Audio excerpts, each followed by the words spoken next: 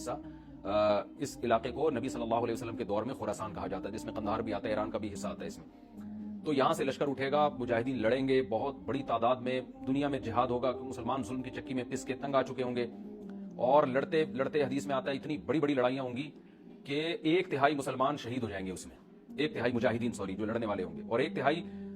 جو ہوں گے وہ میدان جنگ سے بھاگ جائیں گے، اور 1/3 کو اللہ فتح عطا فرمائے گا۔ تو جو 1/3 میدان جنگ سے بھاگ جائیں گے، نبی صلی اللہ علیہ وسلم نے فرمایا ان کی توبہ کبھی قبول نہیں ہوگی۔ جو 1/3 شہید ہو جائیں گے وہ افضل ترین شہداء ہوں گے اس وقت کے، اور 1/3 کو اللہ تعالیٰ غلبہ عطا فرمائیں گے۔ ایک واقعہ تو ہمیں قرب قیامت میں نبی صلی اللہ علیہ وسلم سے یہ ملتا ہے صحیح حدیث سے۔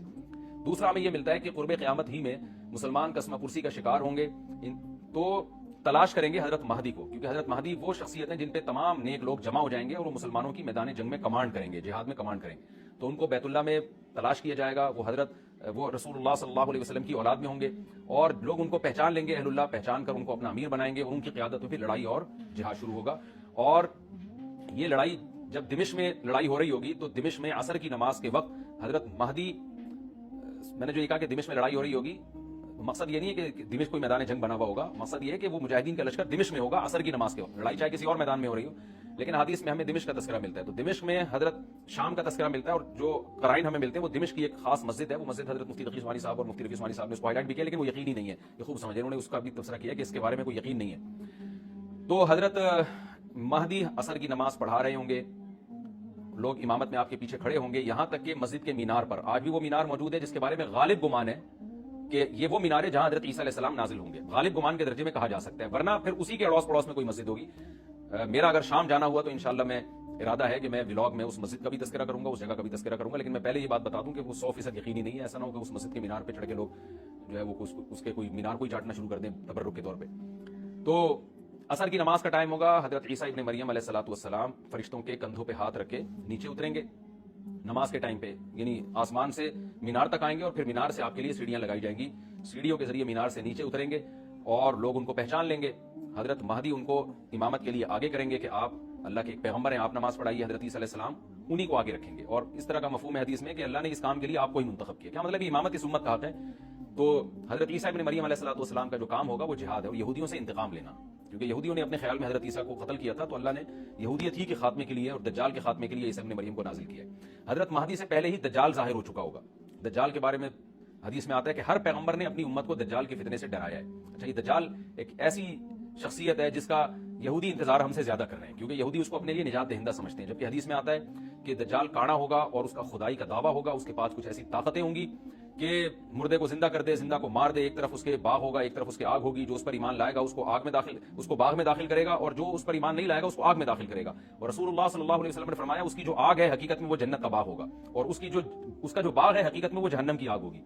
تو جو نبی کی باتوں پہ یقین کرتے ہیں وہ دجال کے فتنے سے محفوظ رہیں گے، اور حدیث میں سورہ کہف کی بھی تلاوت کا حکم ہے، جمعے کے دن جو کہف کی تلاوت کرتا ہے اللہ اس کو دجال کے فتنے سے محفوظ رکھتا ہے۔ اب آپ دیکھیں گے سورہ کہف میں ہی قیامت کی علامات کا تذکرہ ہے نا، تو شاید اسی وجہ سے کیونکہ جو سورہ کہف پڑھتا رہے گا وہ یاجوج ماجوج کے واقعات بھی پڑھتا رہے گا اور اللہ کی قدرت کے واقعات بھی پڑھتا رہے گا، تو دجال کے فتنے سے اللہ اس کو اس برکت سے بچا کے رکھیں گے، فتنے سے محفوظ رکھیں گے۔ تو وہ ایسی ایسی طاقتیں دکھائے گا، بے وقوف لوگ اس پہ ایمان لے آئیں گے۔ حدیث میں آتا ہے کہ کانا کبھی بھی خدا نہیں ہو سکتا، یعنی اس کی تو ایک آنکھ ہوگی نہیں، لیکن بے وقوف لوگ اس کے یہ کچھ ظاہری کمالات دیکھیں گے، یہ نہیں دیکھیں گے کہ یہ تو شکل بھی اس کی اچھی نہیں ہے، یعنی خدا کا بس کم جمال والا ہوتا ہے نا، یہ تو ہے بھی کانا، اور اس کے بڑا بڑا کافر بھی لکھا ہوا ہوگا واضح طور پر، جس سے پتا چلے گا۔ لیکن احمق اور بیوقوف لوگ جیسے روحانی عامل کو کچھ شعبدے دیکھ کر ان پہ سے متاثر ہو جاتے ہیں نا، روحانی عاملوں کے شعبدے دیکھ کے، تو ایسے ہی دجال کے شعبدے دیکھ کے متاثر ہوں گے۔ تو